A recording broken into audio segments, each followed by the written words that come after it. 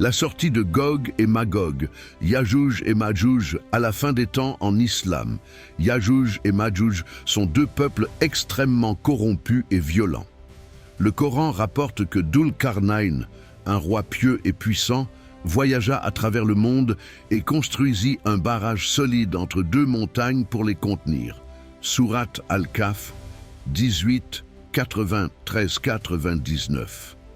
Ce barrage les empêche de semer la corruption sur terre jusqu'au moment que Allah a fixé.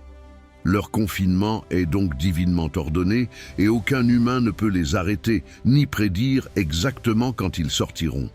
Selon les hadiths, leur sortie aura lieu à la fin des temps, après l'apparition de Dajjal, l'Antéchrist, et les grands troubles qui secoueront le monde.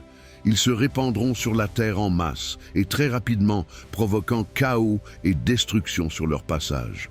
Leur libération est un signe majeur de la fin du monde et un appel au rappel de la puissance et de la justice d'Allah.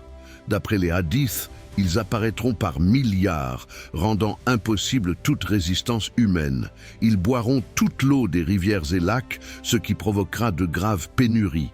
Ils détruiront les terres fertiles et les villages, semant la famine et la terreur.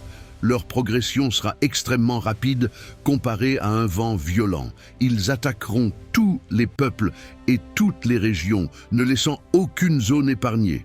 Les croyants invoqueront Allah pour demander protection et délivrance.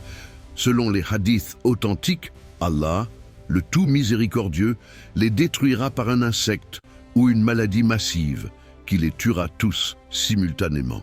Cette destruction totale démontrera que seul Allah détient le pouvoir absolu sur la vie et la mort, même pour un peuple aussi puissant et destructeur.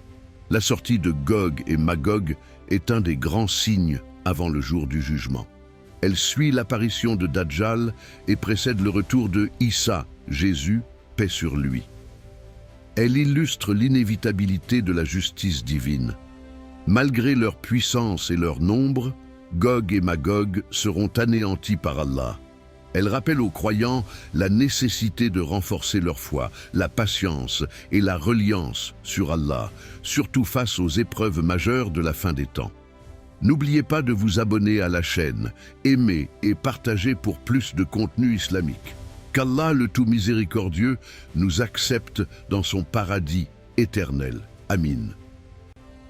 Assalamu alaykum wa rahmatullah.